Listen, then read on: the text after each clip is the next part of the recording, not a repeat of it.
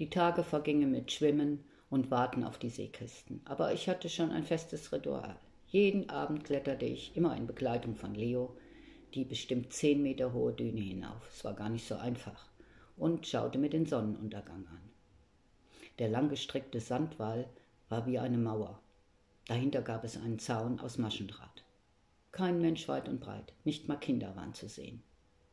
Aber die Inszenierung der Natur und das Baby in meinem Bauch machten mich sehr glücklich. Als ich mit dem Baum im Kinderzimmer fertig war, fragte ich eine Frau, die an einem der Häuser Wäsche aufhing, ob sie etwas für mich zum Lesen hatte. Sie bat mich hereinzukommen, ein kleiner Junge saß im Wohnzimmer auf dem Boden und spielte mit Spielzeugautos. Die Wohnung war kalt und unpersönlich, nur die Firmenmöbel, kein Bild. Ein Putzeimer, Besen und Kehrblech standen mitten im Zimmer. Im Schlafzimmer, sie forderte mich auf, ihr in den Raum zu folgen, türmten sich auf dem Nachttisch unzählige schmale Heftchen, Liebesromane. Ich hatte sowas noch nie gelesen, aber um nicht unhöflich zu erscheinen, nahm ich mir wahllos 3 davon heraus. Als ich zur Tür ging, übergoss sie mich mit einem Wortschwall. Wie schrecklich das Leben hier sei und auch für ihren Sohn und dass ihr Mann überhaupt nichts davon hören wolle. Ich bin so froh, wenn wir endlich wieder hier wegkommen. Ich bin nur am Putzen, der Sand von der Düne weht durch alle Ritzen. Und als ich das Haus verließ, griff sie wieder zum Putzlappen. Am nächsten Tag fuhr ich mit Frank, der inzwischen einen Firmenwagen bekommen hatte, nach Tabuk, um meine Hafenpapiere abzuholen. Der Kühlschrank hatte nur ein kleines Gefrierfach und Frank schlug vor, in der Stadt eine Kühltruhe zu kaufen. Am Abend zuvor hatte er eine kleine Karte, die in Folie eingeschweißt war, mitgebracht, den Ausweis einer anderen Frau, die genau wie ich lange Haare hatte, aber ansonsten sahen wir uns überhaupt nicht ähnlich. Befestige die ID-Card an deiner Bluse. Inshallah, wollen hoffen, dass es nicht auffällt. Aber meine Angst war unbegründet, denn der Soldat am Straßenrand winkte uns durch.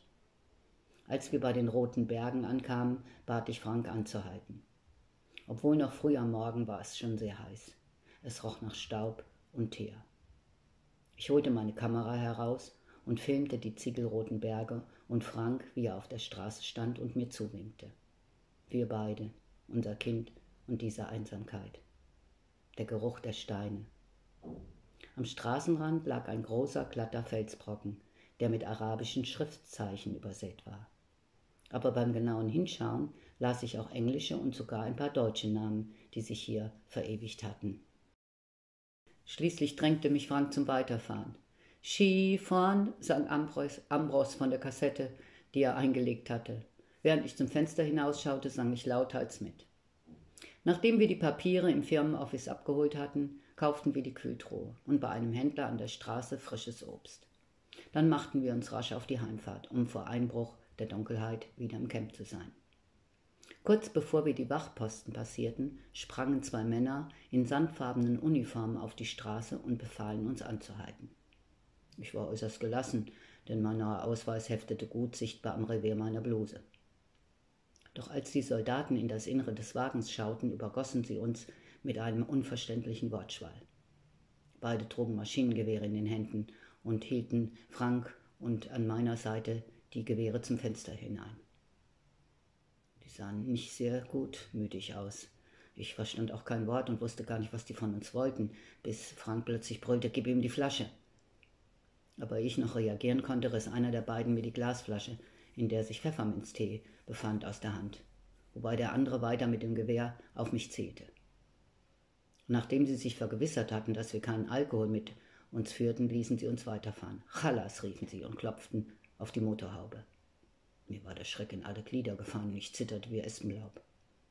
Aber Frank gab Gas und meinte, gewöhn dich dran. Meine lieben Zuhörer, ich bedanke mich ganz herzlich bei euch für euer Interesse an meiner Geschichte. Und es freut mich sehr, dass euch auch die Gedichte gefallen, die ich euch vorlese. Ich finde es nämlich so wichtig, dass diese Literatur nicht in Vergessenheit gerät. Es gibt noch so viel, was ich euch unbedingt erzählen muss. Und es bleibt spannend, versprochen. Also bitte weiter abonnieren und liken.